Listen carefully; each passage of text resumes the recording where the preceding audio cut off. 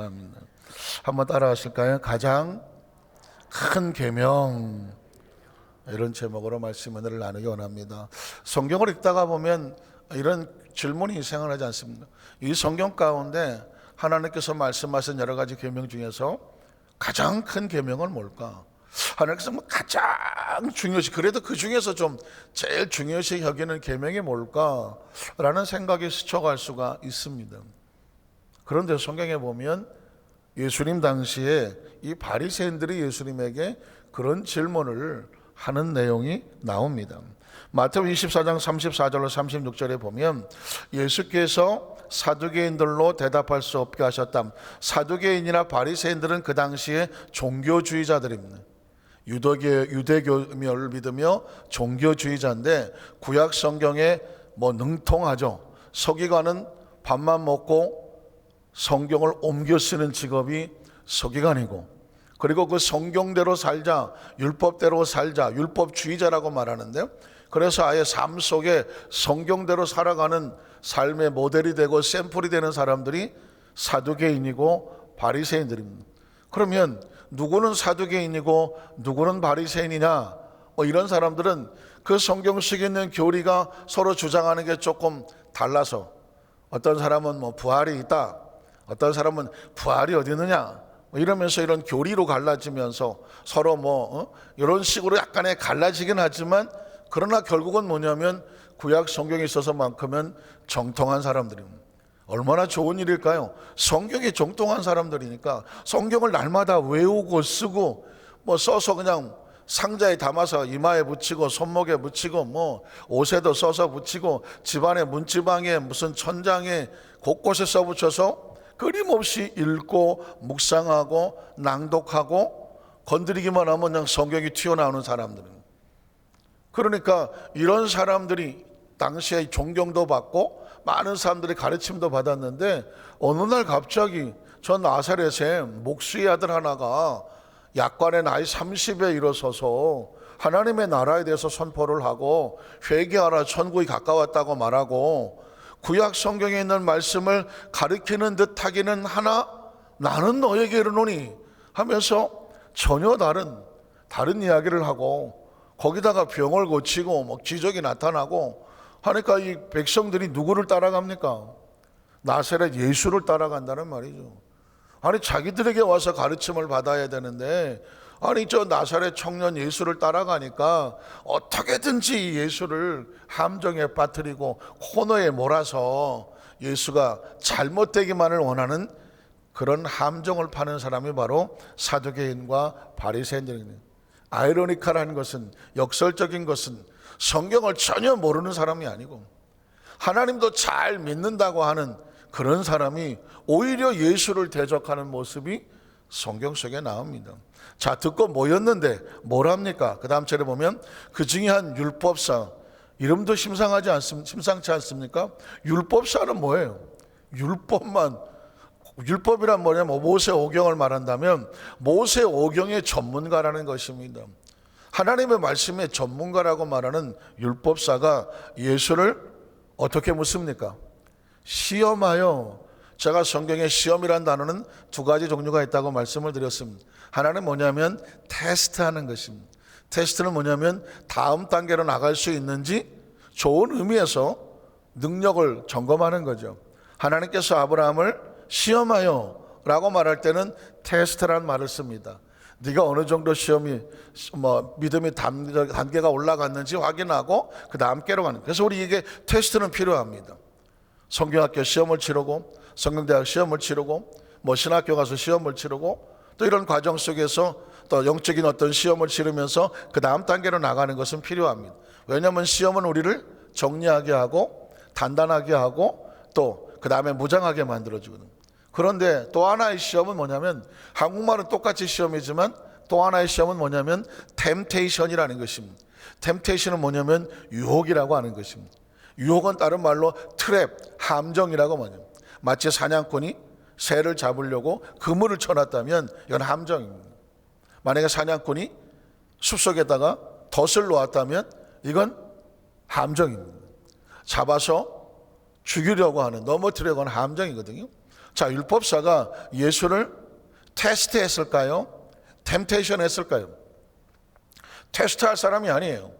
예수를 따르는 사람들에게 이 사람이 이렇게 잘못된 사람이야, 잘못 가르치고 있어, 그것에 어떤 오점을 남기고 끈앞을 잡아고 약점을 잡아서 백성들로 하여금 예수를 수치스럽게 하고 못 따르게 하려고 하는 거거든요.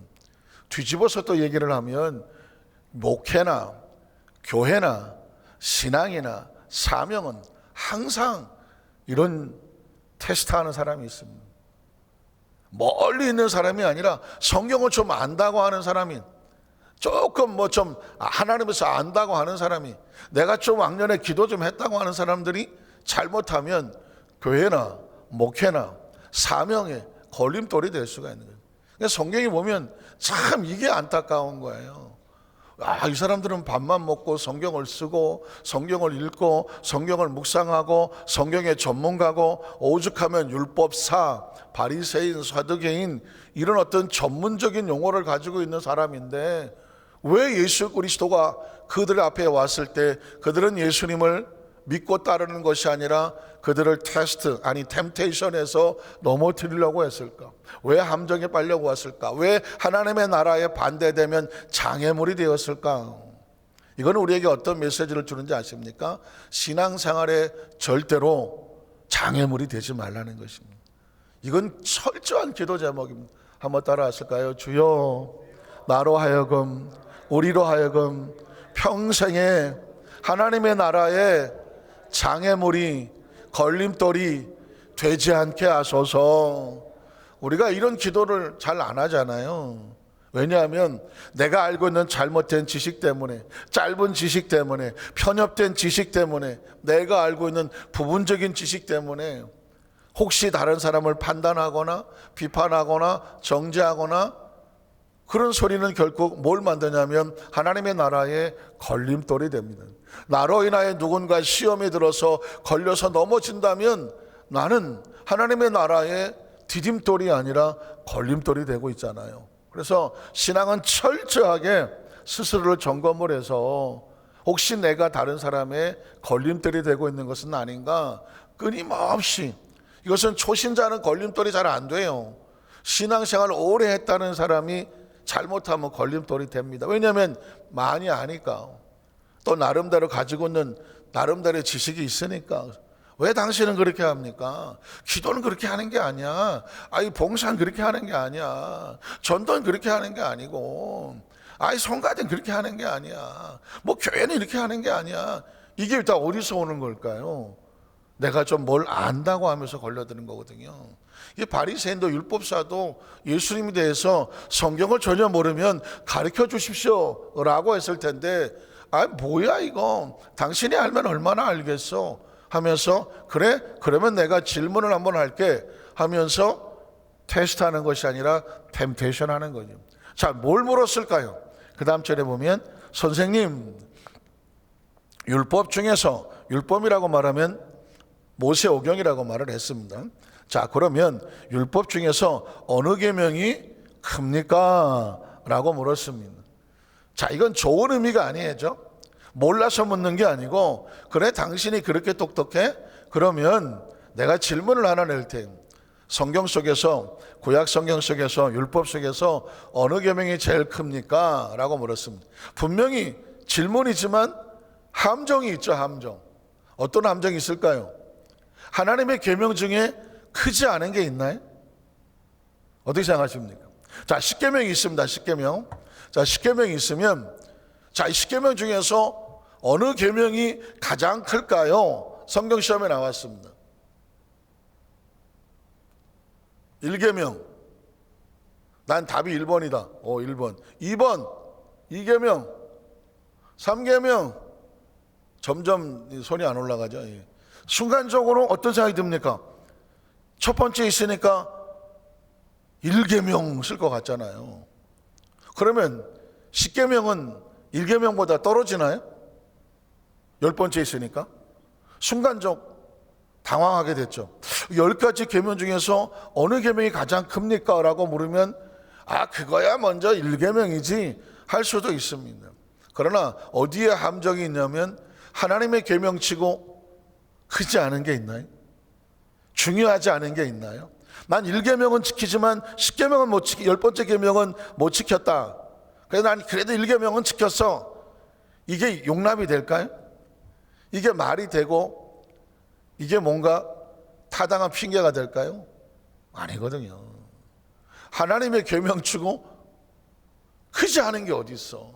근데 만약 여기서 예수님께서 1계명이 크고 만약에 말했다면 이 사람 보시오, 10계명 중에 중요하지 않은 게 없는데 이 나사렛 예수가 1계명이 크다고 말한 걸 보니 이분은 하나님의 마음을 모욕하는 사람이요, 갖다 딱 갖다 붙이면 그냥 걸려드는 거죠. 아니 그래도 나를 낳아준 부모가 중요하니 5계명이 크고, 그렇다면 이 사람 보시오, 1계명을 중요시 여기지 않아요. 그러면 아니 그래도 이웃을 10계명이 크고, 그러면 이 사람 보시오, 이웃은 중요시 여기지만 하나님은 무시하고 있어. 그러면 2계명이 크고, 그러면 이 사람 하나님은 잘 섬기는 척하지만 이웃은 돌보지 않소. 뭐 그대로 걸려드는 거죠. 어느 계명이 크냐고 그러면 이 함정이 있는 거예요.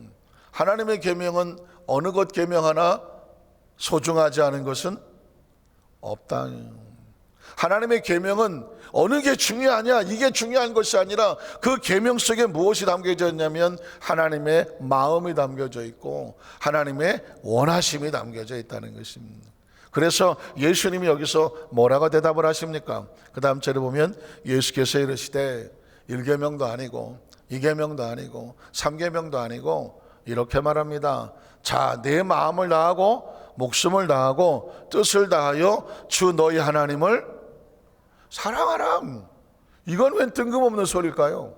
내 앞에 우상을 두지 말고 우상 앞에 절하지 말고 하나님을 망령될 걸치 말고 안식일을 중요시 여기고 뭐 이렇게 쭉 나가야 되는데 예수님은 전혀 다른 얘기합니다. 마음을 다하고 성품을 다하고 뜻을 다하여 하나님을 사랑하는 거야.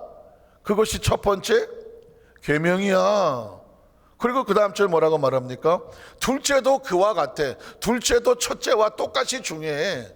지금 예수님은 첫째 둘째를 나눈 것은 순서를 나눈 게 아니라 그와 같다, 똑같이 중요해.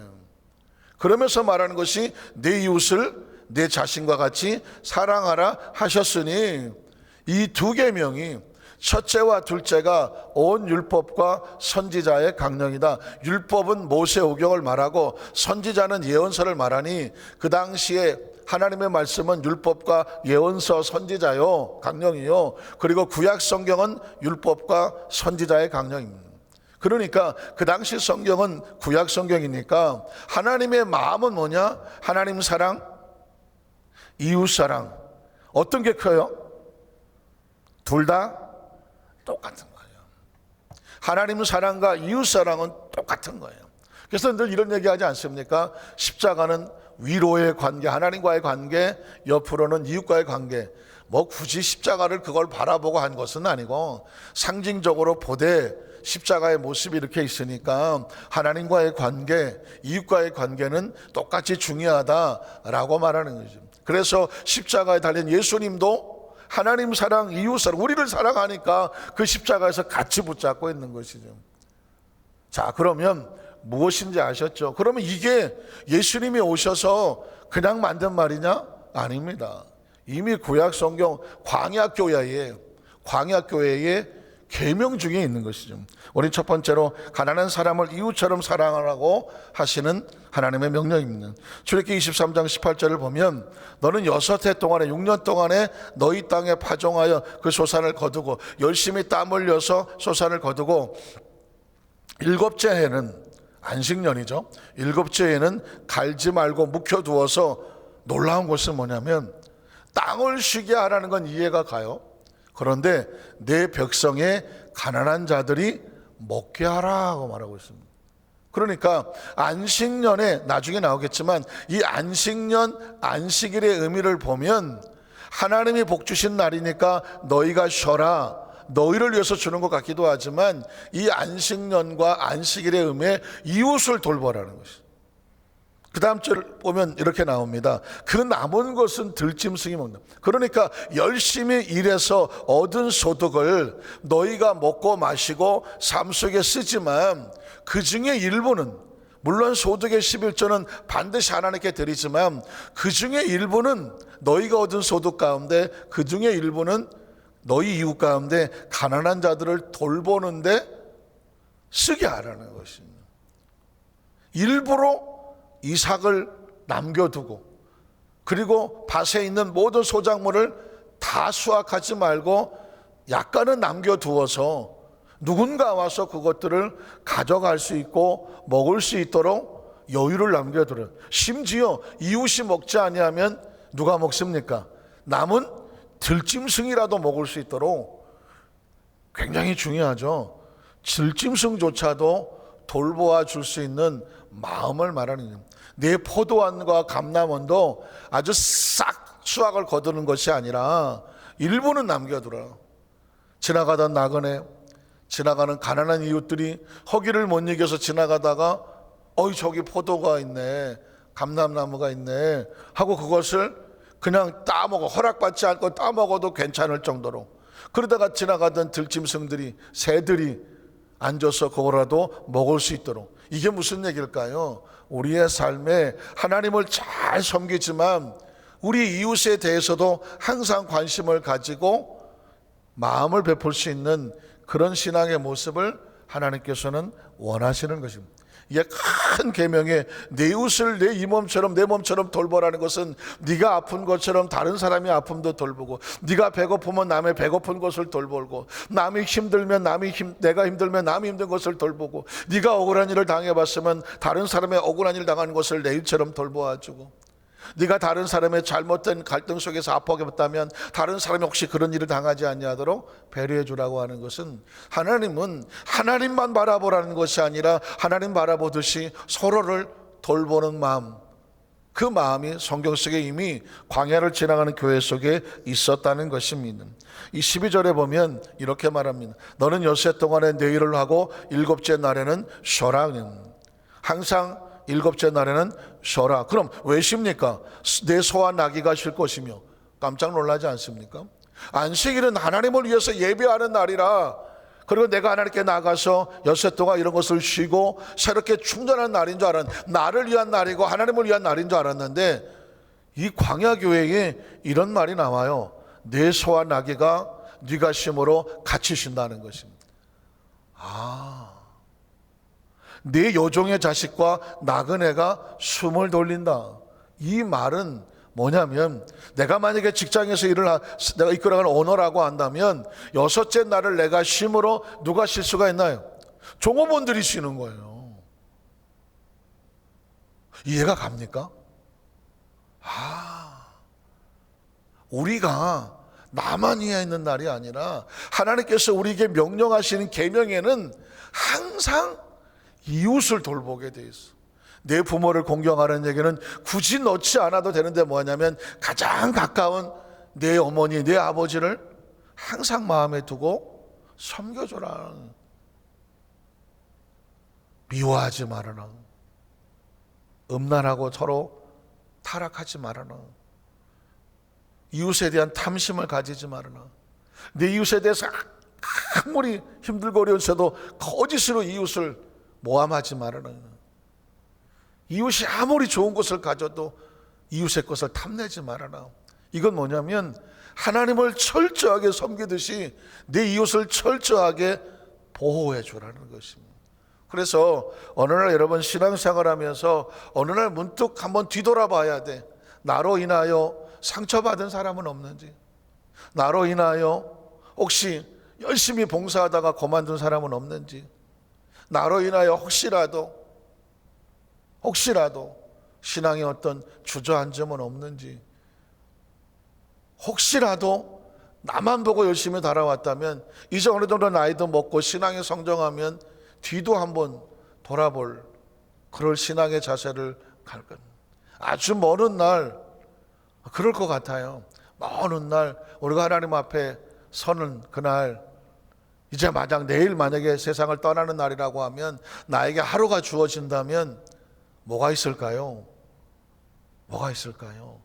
내가 살면서 내가 미안하다고 말해주지 못한 사람들, 그런 사람들에게 찾아가든 아니면 진짜 문자라도 미안하다고 사과하지 않을까요?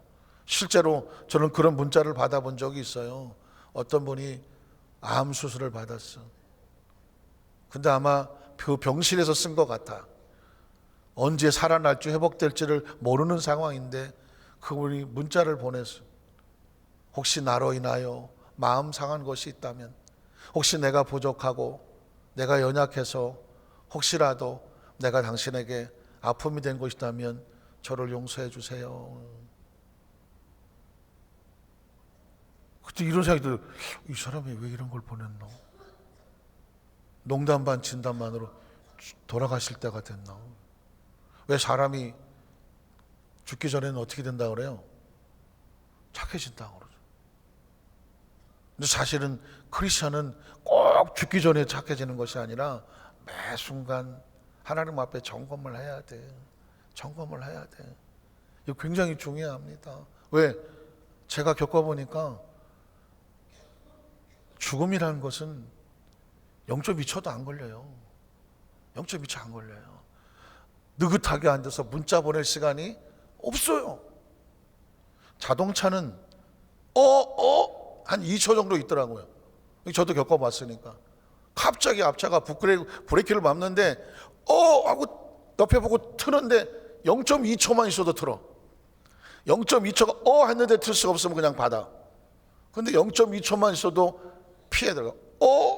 하는 순간에 백미러 보고 꺾이니까 반드시 부딪힌 줄 알았는데 2초만 있어도 피해 가더라고. 저만치 가서 서서 보니까 피했어.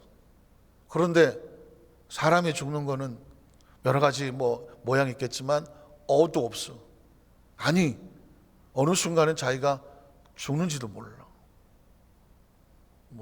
조심스러운 얘기지만 미국 NBA의 전설적인 농구 스타 코비 브라이언트가 어젠가요?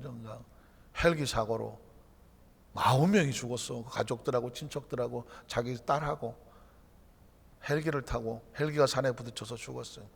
저도 개인적으로 코비 브라이언트 LA 있을 때 농구를 많이 봤거든요. 굉장히 아주 농구를 잘하는 테크닉한 사람인데 뭐가 부족합니다. 근데 헬기 사고로 뭐냐? 늘 헬기 타기를 좋아했다고 하더라고요. 근데 헬기 사고로 죽었어. 가는데 시간이 얼마 안 그냥 꽝 하고 부딪혀 끝난 거예요. 제가 이야기 드린 건 뭐냐면 우리에게는 항상 보장된 시간은 없어. 보장된 시간. 그래서 매 순간마다 나중에 해야지 나중에저가 아니라 혹시 내 마음에 걸리거든. 내가 뭔가 찝찝하거든. 뭔가가 이 하나님 앞에 서는 데 있어서 뭔가가 갈등이 생기는 어떤 그런 아픔과 눈물이 관계가 있거든. 어떻게 하냐면 생각날 때 미안하다, 내가 부족했다 하면서 먼저 손을 내밀어 줄 필요가 있습니다. 왜냐하면 하나님의 마음은 하나님을 사랑하니 그러면 이웃을 똑같이 사랑해 줘. 이게 누구 마음이라고요? 하나님의 마음. 두 번째는 뭐냐면 13절입니다. 하나님 말씀을 지킴으로 하나님을 사랑. 하나님 사랑은 딴 거 아닙니다. 하나님 말씀 지키는 게 사랑하는 것입니다. 한번 따라 하실까요? 하나님 말씀을 지키는 것이 하나님을 사랑하는 거예요. 내가 하나님을 사랑합니다. 주야. 말씀을 지킵니까? 이게 중요한 거예요. 자, 그 다음 절에 뭐라고 말할까요? 내가 내게 이런 모든 일을 삼가 뭐하고? 지키고 해요.